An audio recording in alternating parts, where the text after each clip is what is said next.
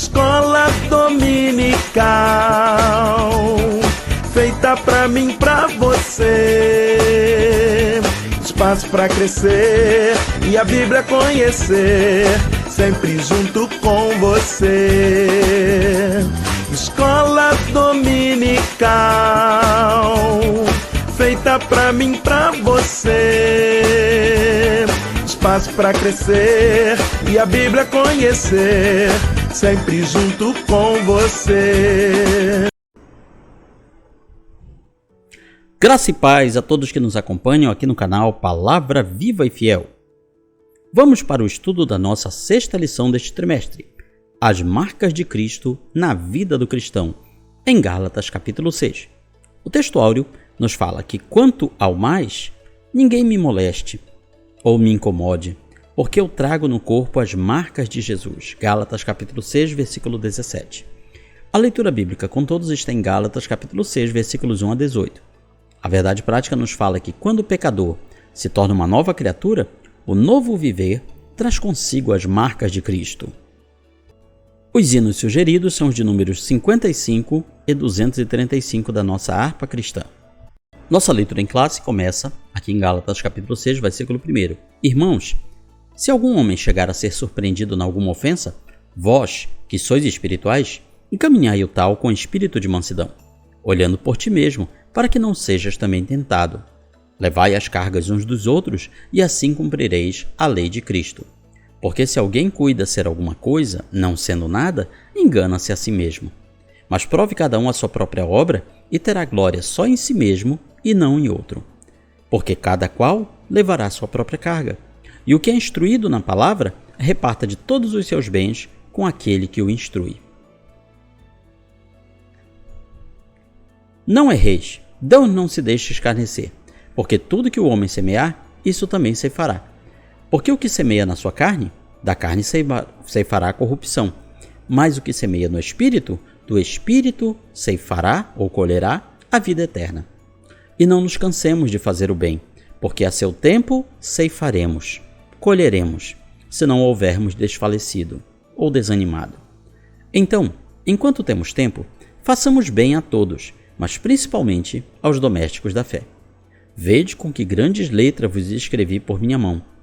Todos os que querem mostrar boa aparência na carne, esses vos obrigam a circuncidar-vos, somente para não serem perseguidos por causa da cruz de Cristo. Porque nem ainda esses mesmos que se circuncidam guardam a lei, mas querem que vos circuncideis para se gloriarem na vossa carne. Mas longe esteja de mim gloriar-me, a não ser na cruz de nosso Senhor Jesus Cristo, pela qual eu estou crucificado para o mundo e o mundo está crucificado para mim. Porque em Cristo Jesus, nem a circuncisão, nem a incircuncisão tem virtude alguma, mas o ser nova criatura. E a todos quanto andarem conforme esta regra, paz e misericórdia sobre eles e sobre o Israel de Deus. Desde agora, ninguém me inquiete, ou ninguém me moleste, ou ninguém me incomode, porque trago no meu corpo as marcas do Senhor Jesus. A graça de nosso Senhor Jesus Cristo seja, irmãos, com o vosso espírito. Amém. Passemos então ao comentário da lição. Lembre de deixar o seu like, o seu curtir aqui neste vídeo. Lembre também de compartilhar essa ministração com seus amigos, parentes e irmãos em Cristo, e assim você nos ajuda a espalhar a boa semente neste grande campo missionário que é a internet.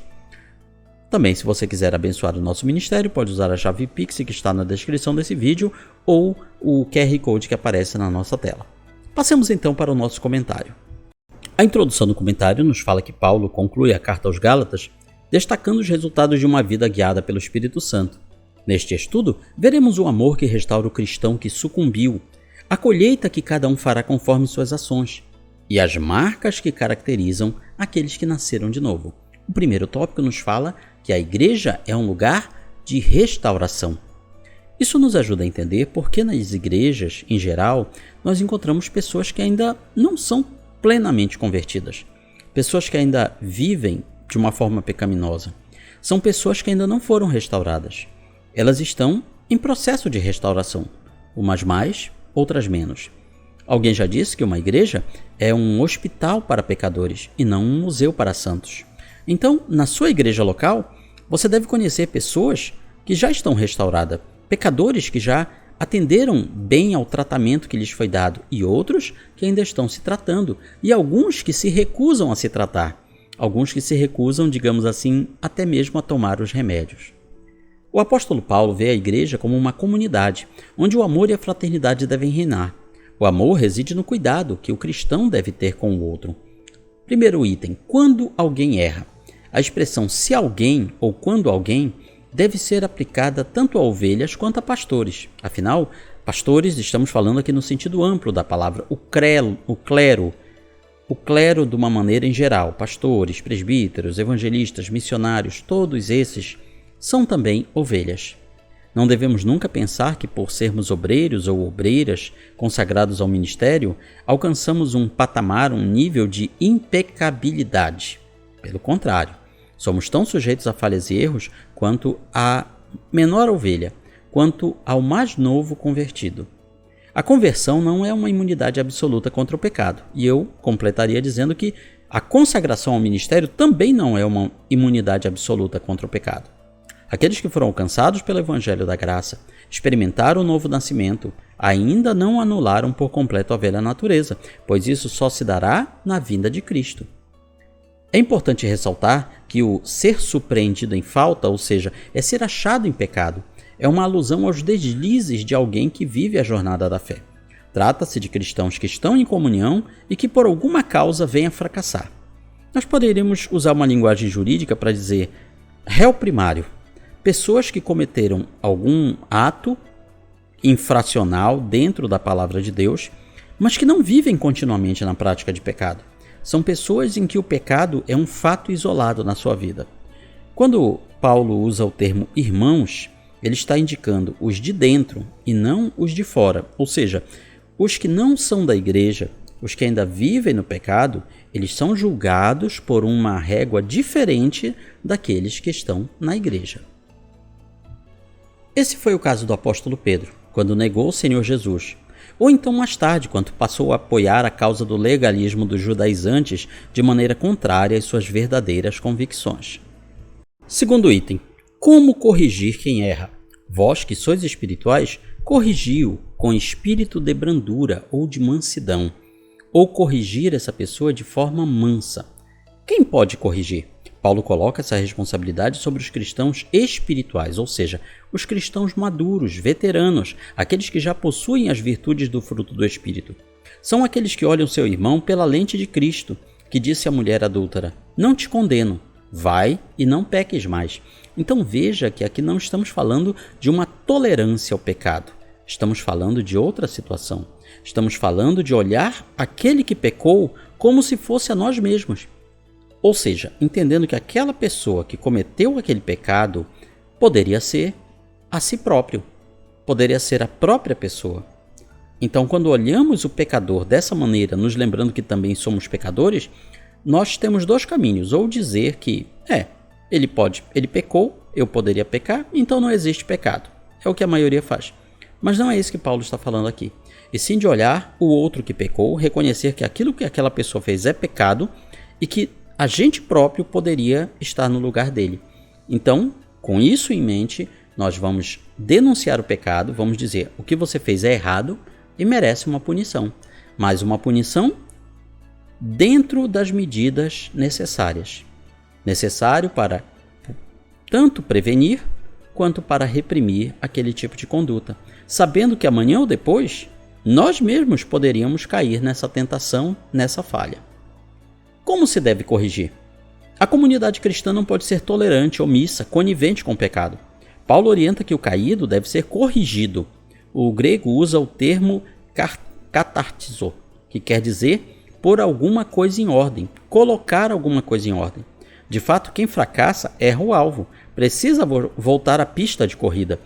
Todavia, essa correção deve ser feita com brandura, com mansidão, que é uma das virtudes que compõem o fruto do Espírito. Portanto, corrigir também é uma abordagem espiritual.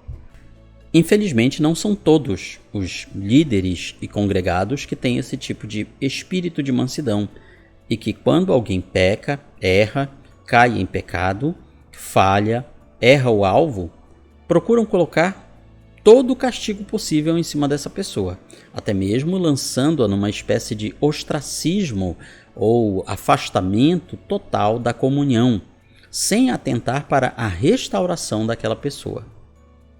Terceiro item, cuidado com a tentação. Guarda-te para que não sejas também tentado. O crente espiritual que corrige seu irmão não deve ter espírito de superioridade, mas reconhecer que é da mesma natureza daquele que fracassou, ou seja, reconhecer que aquele pecador ali, para o qual estamos agora apontando o dedo, poderia ser a si próprio. Não importa o nosso grau de espiritualidade, todos estamos sujeitos a fracassos. Ao tratar daquele que caiu, devemos considerar que a pessoa em falha poderia ter sido qualquer um de nós. No sentimento de igualdade, reside o amor que nos dá a condição de levar as cargas uns dos outros. Levemos então as cargas do nosso irmão caído, do nosso irmão que caiu em pecado, daquele que ainda não cresceu espiritualmente, sabendo que poderia ser a gente mesmo a estar no lugar dele. Precisamos vigiar para não condenar nos outros aquilo que nós mesmos praticamos, ou para não cair em práticas semelhantes àquelas que reprovamos na vida dos nossos irmãos. Ou seja, o pecado que repreendemos nos outros, vamos vigiar para que amanhã não seja a gente a praticar esse pecado. Corrige com eficácia aquele que, além de falar a verdade em amor com os que tropeçam, também alivia o peso que os esmaga. Sim, porque a pessoa que vive pecando, seja ele o tipo de pecado que for, essa pessoa é escrava do pecado. Ela comete o pecado porque ela é escrava do pecado. Então nós devemos ver aquela pessoa que vive no pecado como um escravo, como alguém que precisa ser liberto. Amor apenas de palavras é hipocrisia. Ação é o que a palavra de Deus nos recomenda, se quisermos ajudar a levantar aqueles que caíram. A pior coisa no mundo é cairmos no mesmo erro que ajudamos alguém a corrigir. Isso tira a nossa autoridade. Isso tira a eficiência da correção que nós aplicamos. Assim, nosso grau de espiritualidade e comunhão com Deus não nos exime da responsabilidade em vigiar para não cair em tentação. Segundo tópico, semeadura e colheita, plantio e colheita. Paulo faz um contraste entre o que se produz na carne e a frutificação no espírito. Primeiro item, colhemos o que semeamos, colhemos o que plantamos. Não vos enganeis, de Deus não se zomba. No grego, essa frase significa literalmente: para Deus não se torce o nariz sem castigo. Para Deus não se faz cara feia sem castigo. Pois aquilo que o homem plantar, isso também colherá. Aquilo que o homem semear, isso também ceifará. Tudo que plantarmos, colheremos. Essa é uma lei da qual ninguém pode escapar. Ainda que não compreendamos as técnicas de plantio, todos sabemos que ninguém pode semear um tipo de semente e colher um fruto diferente. Ou seja, não podemos plantar manga e colher jaca. Não podemos plantar jaca e esperar colher uma graviola. Essa é a lei da semeadura. Você vai colher aquilo que você plantou.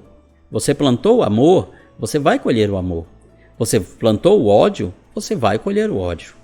O próprio Senhor Jesus abordou essa temática ao advertir sobre os falsos profetas, perguntando aos discípulos: porventura se colhem uvas dos espinheiros ou figos dos abrolhos, que é um tipo de cacto? Claro que essa pergunta é meramente retórica. A pergunta, obviamente, a resposta é não. Ninguém colhe uva de um espinheiro, ninguém colhe figo de um abrolho. No contexto dessa passagem, Jesus estava tratando de um já conhecido princípio espiritual. Uma árvore má não pode dar bons frutos. Portanto, colhemos um fruto que possui exatamente a mesma natureza daquilo que semeamos. O profeta Oséias, no Antigo Testamento, já usava esta metáfora para descrever a lei da causa e efeito espiritual, ao afirmar: porque semeiam ventos e cegarão ou colherão tormentas ou tempestades. Então veja que esse ditado ele está na Bíblia. Quem semeia ventos, colhe tempestades. O profeta estava deixando claro que Israel estava colhendo as consequências de suas ações pecaminosas e das suas escolhas infiéis. Eles tinham se voltado para os caminhos da idolatria e iam colher aquilo que tinham plantado. Essa afirmação também deixa claro que, em termos de quantidade, É natural esperar colher mais do que semeamos, para o bem ou para o mal. Pequenas ações impensadas podem levar a consequências desastrosas. Querer subverter esse princípio é tentar zombar de Deus. O resumo de tudo isso é: o ser humano é livre para fazer suas escolhas, mas não pode determinar as consequências que essas escolhas trarão. Essa é a lei da causa e efeito, refletida tanto na natureza quanto na vida espiritual. Abrindo um parênteses, não estamos aqui falando da tal lei do karma que existe no espiritismo, porque a lei do karma, no sentido espiritual, espiritualista, ela tem a ver com de uma encarnação para outra. O que se fizer numa vida se colherá em outra. Não estamos falando disso. Estamos falando de colher aqui nesta vida também. Colher nesta própria vida. Então, o que devemos entender é que, para o bem ou para o mal, para o castigo ou para a recompensa, Deus sabe pesar as doses perfeitamente. Deus sabe abençoar e recompensar aqueles que fizeram bem, e Deus sabe castigar e se vingar daqueles que fazem o mal, tanto nesta vida quanto na eternidade. Segundo item, semear na carne ou no espírito, porque o que semeia para a sua própria carne, da carne colherá corrupção, mas o que semeia para o espírito colherá a vida eterna. Paulo novamente cita carne e espírito, ele coloca esses dois conceitos, a dualidade. No que concerne às coisas espirituais, só há duas semeaduras, na carne e no espírito, e só tem duas colheitas, corrupção ou vida eterna. Corrupção, aqui não estamos falando da corrupção no sentido que costumamos ver na mídia, desvio de dinheiro público, não estamos falando disso. Estamos falando de corrupção num sentido muito mais amplo. A carne é um veículo de impulsos pecaminosos, um solo onde a semente pode ser lançada. Semear para a carne significa dar condições para que a velha natureza se expresse livremente, enquanto que semear no Espírito significa submeter-se a Deus, ao Espírito Santo, para que Ele, Deus, expresse suas virtudes e poder através de nós. É dizer para Deus: Senhor, me usa conforme Tu quiseres. Portanto, o semear para o Espírito tem relação com possuir as virtudes do fruto do Espírito. A semeadura para a carne é feita no campo do mundanismo, é deixar a carne extravasar. É aquilo que o mundo pode dizer assim, pode resumir na frase: não se reprima. Se isto aqui te faz feliz, então faça, pratique. Trata-se de um investimento que visa prazer e bem-estar pessoal da pessoa, do semeador. Ou seja, aquela pessoa está buscando o hedonismo, o seu próprio prazer. A semeadura para o Espírito visa buscar em primeiro lugar o reino de Deus e sua justiça e produz a vida eterna. Então, semear na carne significa satisfazer a nós mesmos. Semear no Espírito significa procurar agradar a Deus em tudo, mesmo que isso nos desagrade. Às vezes, agradar a Deus vai nos desagradar. Isso é inevitável. Devemos estar preparados para isso. Algumas coisas que é preciso fazer para agradar a Deus irão nos desagradar. Terceiro item, semeando o bem. Não nos cansemos de fazer o bem, porque a seu tempo ceifaremos, se não desfalecermos. Paulo está querendo dizer aqui que na época certa nós vamos colher o bem que nós plantamos, se nós não desanimarmos. Porque ainda tem esse detalhe, tem gente que planta o bem e o bem está lá germinando, está frutificando para ser colhido. Mas no meio desse processo tem pessoas que desanimam e dizem: está demorando muito para dar fruto, e desanima e larga de mão.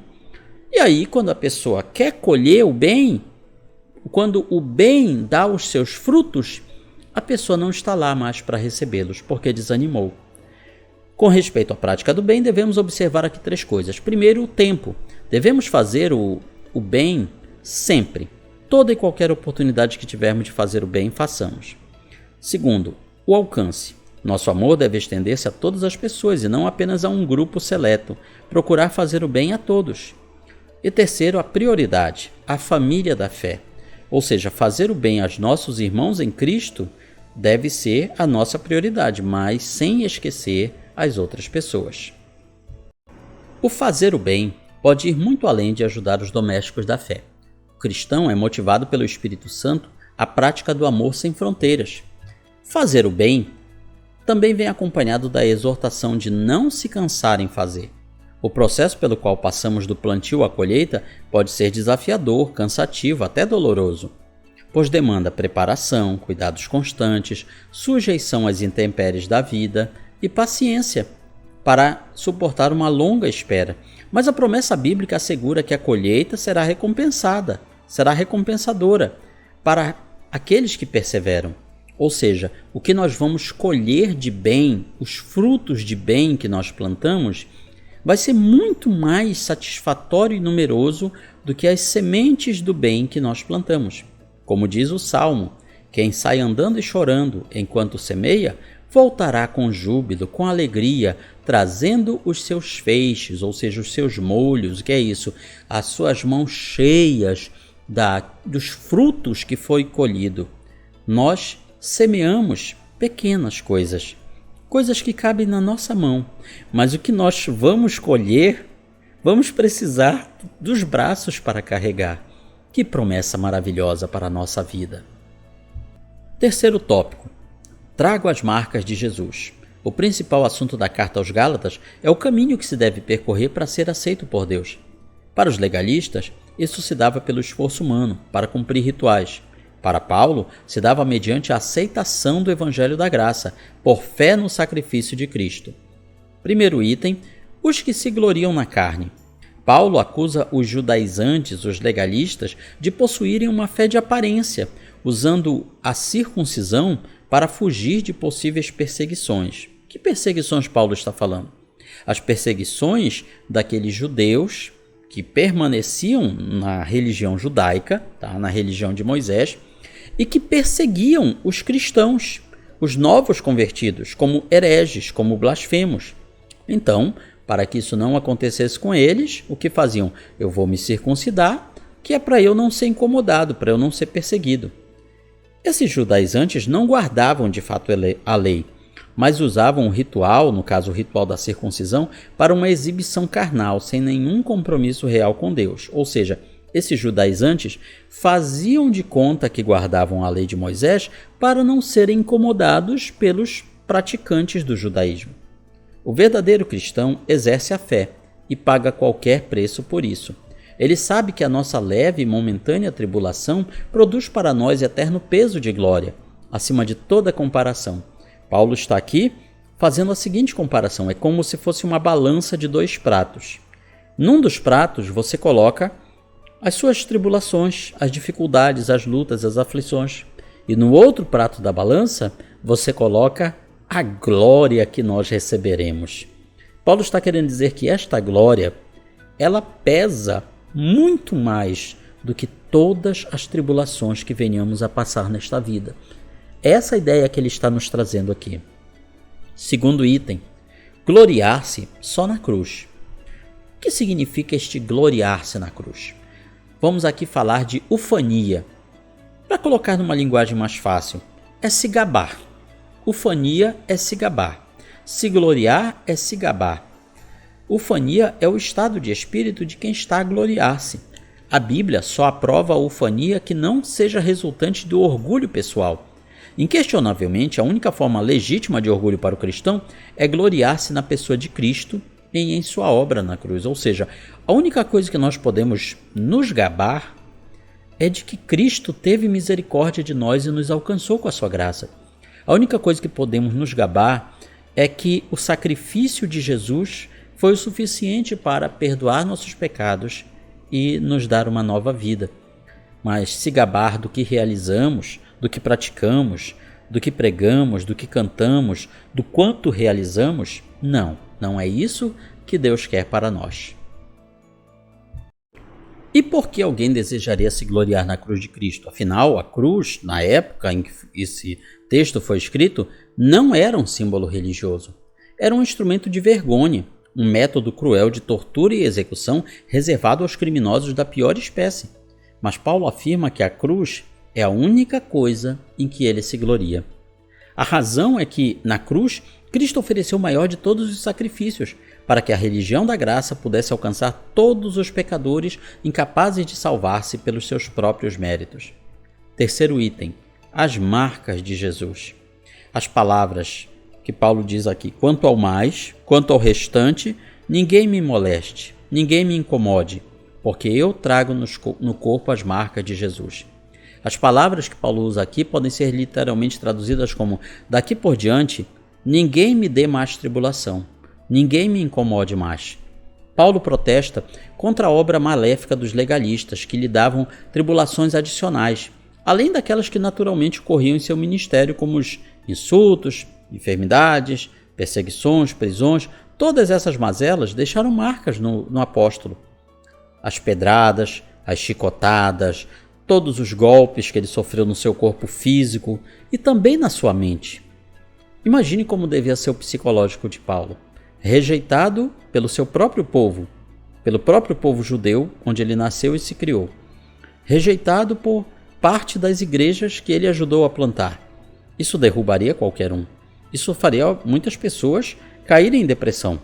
Então ele tinha as marcas não só no seu corpo físico, mas também na sua mente, na sua alma. A morte substitutiva de Cristo teve o propósito de transformar criaturas em filhos. E o instrumento dessa transformação é a cruz. Ser circuncidado ou não circuncidado não provoca nenhuma mudança. Paulo fala aqui no versículo 15. Mas a cruz de Cristo produz as marcas de Jesus no corpo e na alma. Sendo assim, faz sentido a bênção final. A graça de nosso Senhor Jesus Cristo seja, irmãos, com o vosso espírito. O apóstolo termina a carta como ele começou, com a graça, o favor imerecido de Deus para nós. Na visão de Paulo, a salvação do pecador implica em nascer de novo, ser uma nova criatura. É viver evidenciando as marcas de Cristo na vida. O velho homem, a natureza carnal, só deve ter um destino: estar crucificado com Cristo. Essa é a condição indispensável para a nova criatura viver livremente na graça de Cristo e no poder do Espírito Santo. Concluímos com nossa aplicação pessoal. A vida espiritual que agrada a Deus e satisfaz nossa alma consiste em sermos novas criaturas e evidenciarmos as marcas de Cristo. Com isso, fechamos aqui a revisão da nossa sexta lição do nosso sexto estudo deste segundo trimestre de 2025. Na sua igreja local, na sua escola dominical, você vai aprender muito mais. Comente, curte, compartilhe este vídeo, nos ajude a espalhar a boa semente aos corações. Que Deus nos abençoe.